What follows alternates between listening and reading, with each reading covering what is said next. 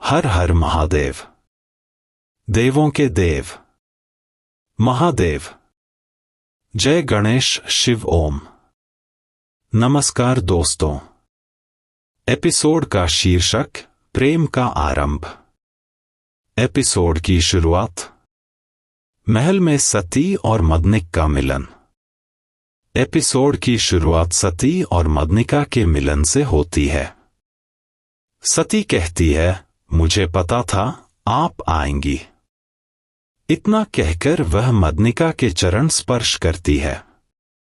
मदनिका मुस्कुराकर कहती है, देवी सती, आप ब्राह्मण कुल की हैं, यह आपको शोभा नहीं देता।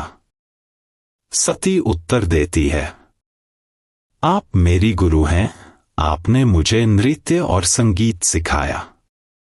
गुरु सबसे ऊपर होता है।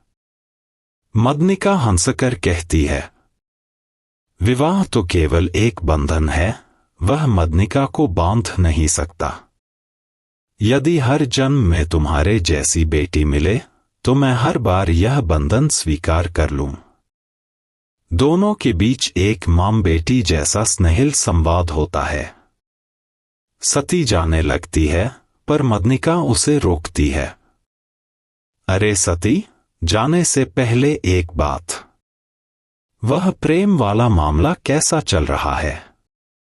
सती चौंक जाती है, उसके हृदय की धड़कनें तेज हो जाती हैं। कैलाश पर्वत पर ऋषि दधीची, अत्रि और कश्यप आखिरकार कैलाश पहुंचते हैं। गण और प्रेत उन्हें देखकर शक करने लगते हैं।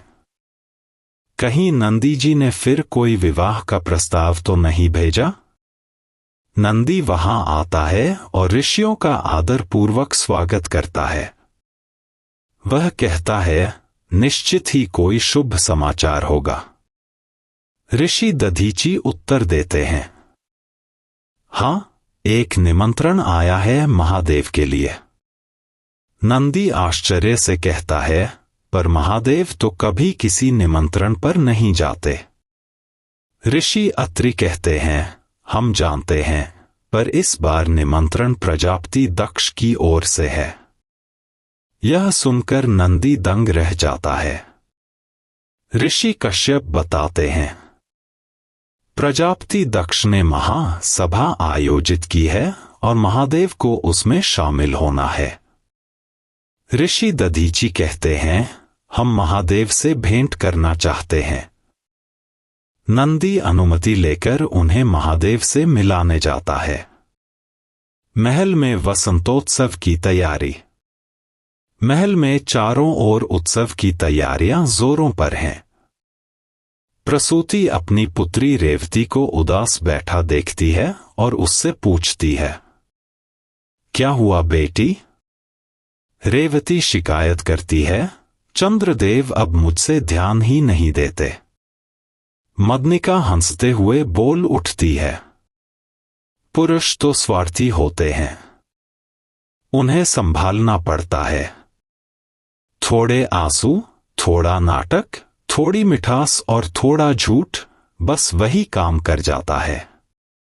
उसके प्रेम गुरु वाले उपदेश पर सती और रेवती दोनों मुस्कुरा देती हैं। प्रसूति कहती है, बस बस मदनिका, जरा शांति रखो, तुम्हारा स्वागत भी तो करना है। मदनिका सती की ओर देखती है और चुटकी लेते हुए कहती है, इस बार वसंतोत्सव में प्रेम के रंग भी भरते हैं ना सती? सती चुप रहती है, जबकि प्रसूति हैरान होकर पूछती है, प्रेम के रंग?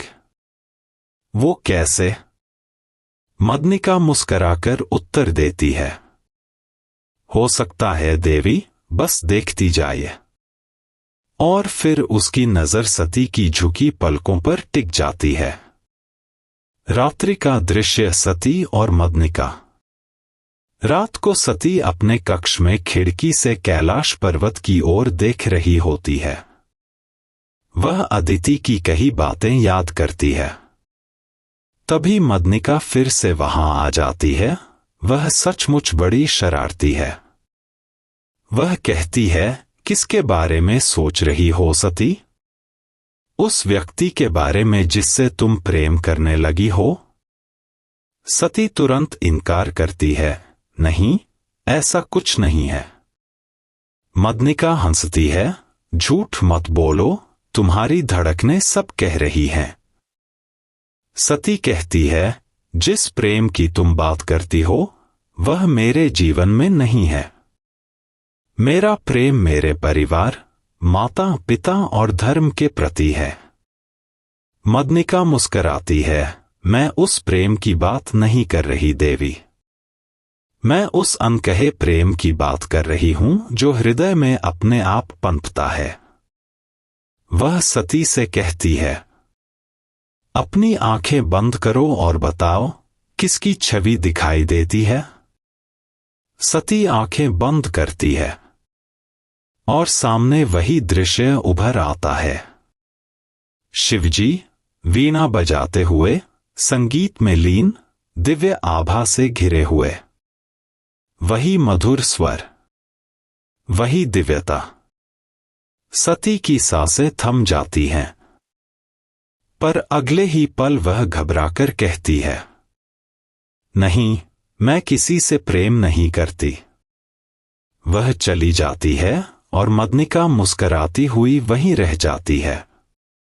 कैलाश पर ऋषियों का संवाद और महादेव का निर्णय। ऋषि दधीची महादेव के चरणों में पुष्प अर्पित करते हैं। एक आंसू उनके नेत्रों से गिरकर महादेव के चरणों पर पड़ता है। महादेव पूछते हैं, ऋषिवर, यह अश्रु क्यों? दधीची विनम्रता से उत्तर देते हैं, बहुत समय बाद आपसे भेंट हुई है प्रभु। आपसे मिलने का सुख मिला है, पर अगली भेंट तक का विरह मुझे अभी से व्याकुल कर रहा है। महादेव कहते हैं, तुम्हारा यह भक्ति भाव अब एक बंधन बनता जा रहा है दधीची। ऋषि कहते हैं, प्रभु, यही तो वह बंधन है जिसके कारण हम आपसे छिपते हैं, ताकि भावनाएं संयम में रहें। महादेव पूछते हैं, तीनों सप्तऋषि एक साथ कैलाश पर किस हेतु आए हैं? ऋषि कश्यप बताते हैं, प्रजापति दक्ष की ओर से महासभा का निमंत्रण लाया गया है। ऋषि दधीची जोड़ते हैं, पहली बार दक्ष ने देवराज इंद्र, शुक्राचार्य और अन्य सभी देव असुर गुरुओं को आमंत्रित किया है। महादेव कहते हैं, जहां सभा होती है वहीं निर्णय और नियम बनते हैं, परंतु वही नियम जब पक्षपात पर टिके हों तो वे विनाश लाते हैं। देव असुर युद्धों का कारण यही है, अहंकार और पक्षपात। उनके कारण प्रकृति को सबसे अधिक हानि पहुंचती है।